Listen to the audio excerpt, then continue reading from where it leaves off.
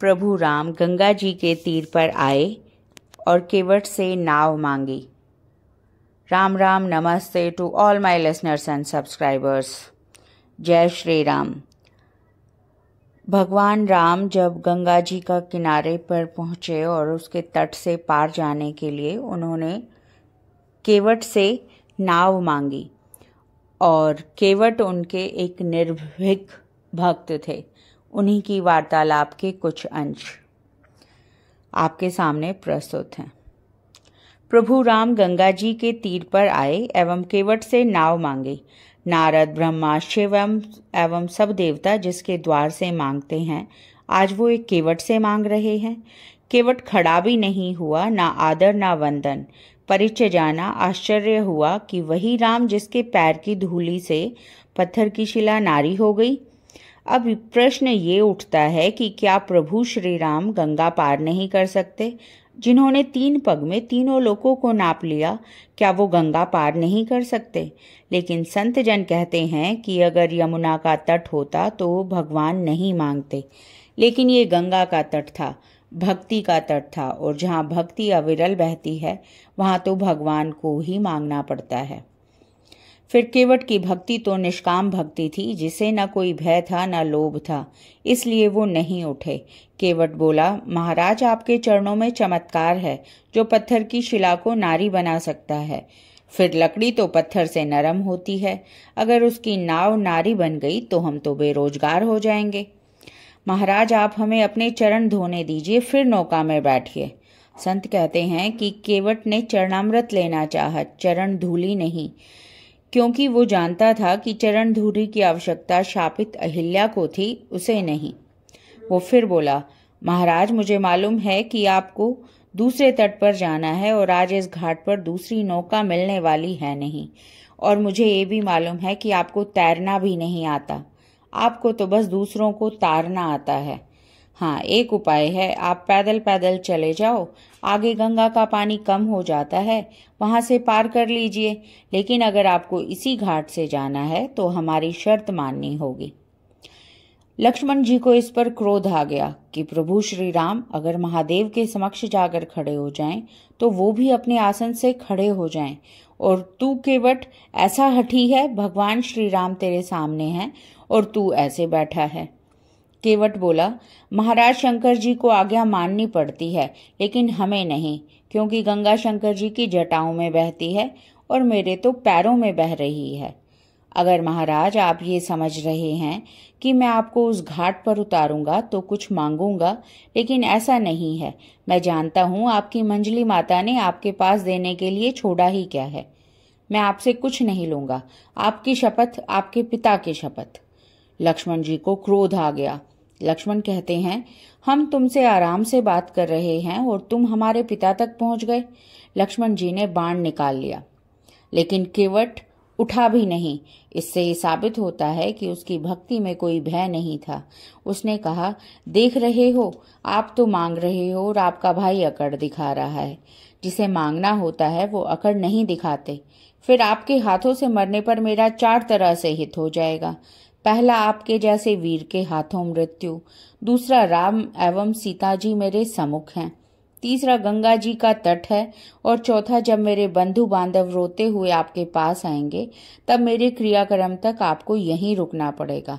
और फिर शायद आपको याद न हो, मैं पिछले जन्म में कछुआ था और भगवान के चरण छूने के लिए गया, मोक्ष की प्राप्ति के लिए, लेकिन आपने एक चपत लगाई और मैं कछुए से केवट बन गया।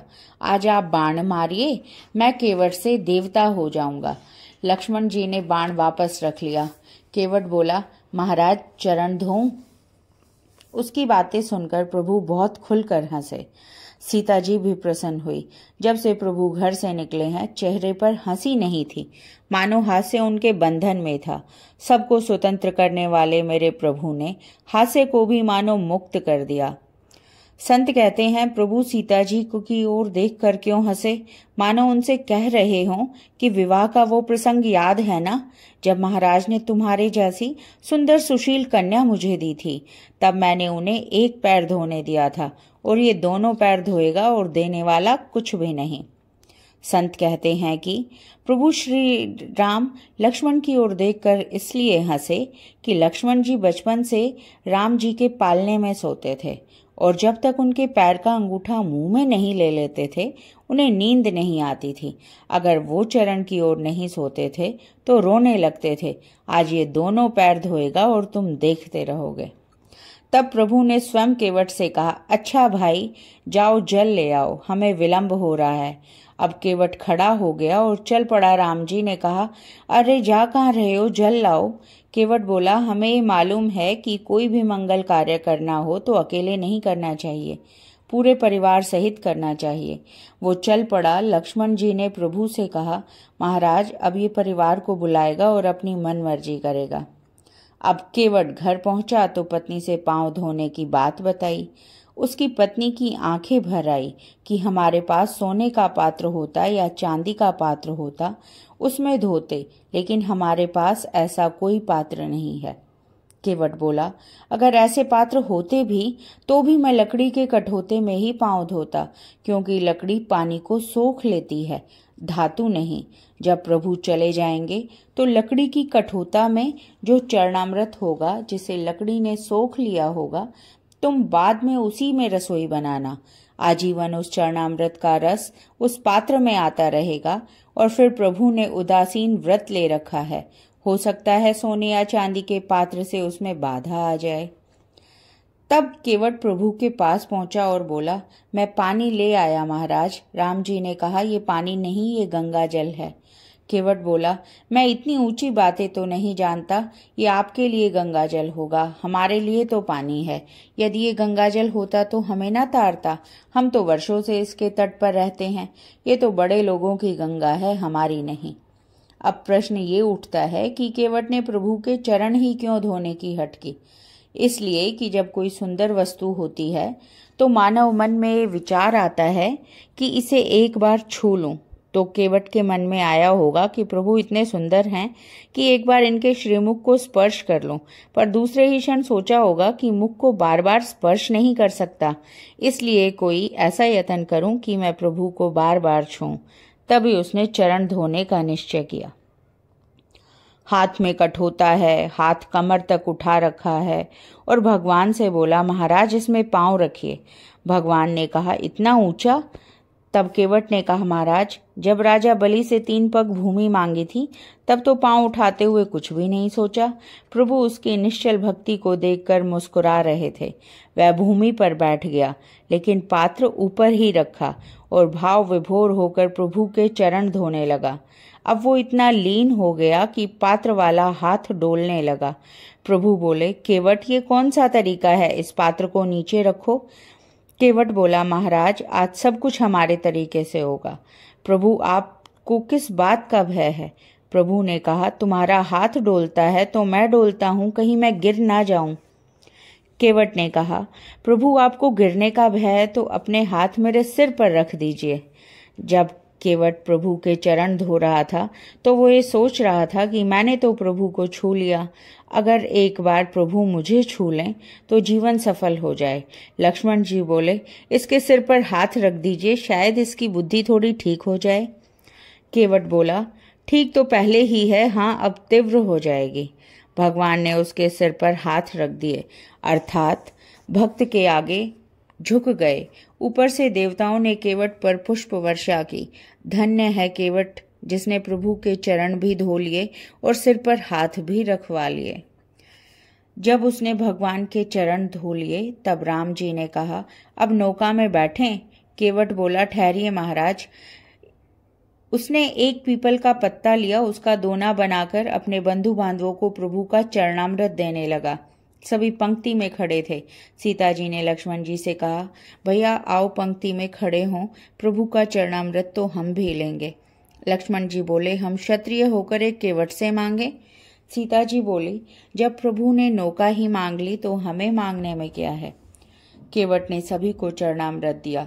प्रभु बोले, अब चलें।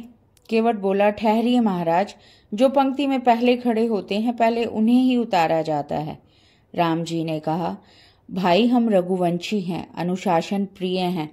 सबसे पहले मैं हूं, फिर सीता, फिर लक्ष्मण। केवट बोला, यही तो हमारी व्यथा है महाराज। आपसे पहले हमारे कई पूर्वज खड़े हैं, पहले उन्हें पार कीजिए। गुरु वशिष्ठ जी ने आपको कर्मकांड तो पढ़ाया होगा। लक्ष्मण जी फिर क्रोधित होकर बोले, भैया अब ये हमारी शिक्षा पूछ रहा है। राम जी हंसते हुए बोले, तो आज हमें इस घाट पर कर्मकांड भी करवाना पड़ेगा। सीता जी हंस रही हैं। वास्तव में कैसा भक्त है जिसने राम जी को आचार्य और लक्ष्मण जी को उप आचार्य बना दिया। प्रभु राम एवं लक्ष्मण गंगा किनारे उसके पितृ तर्पण के मंत्र बोलने लगे और केवट गंगा में पत्नी सहित तर्पण करने लगा। अपने पूर्वजों को तार दिया। अब केवट बोला, पधारिए महाराज। पहले सीता जी, फिर राम जी, फिर लक्ष्मण जी, फिर निषाद राज नाव में सवार हुए। उसने नौका गंगा में चला दी। गंगा की लहरें उछल उछल कर प्रभु के चरण छूने का प्रयास कर रही थी और साथ में केवट के चरण भी धो रही थी कि उसे कह रही हूं, केवट, जब से प्रभु चरणों से दूर हुई, आज तुमने उन चरणों को छूने का अवसर दिया, इसलिए मैं तुम्हारे चरण भी धो रही हूं। धन्य है भगवान राम, धन्य है उनके भक्त। जय श्री राम।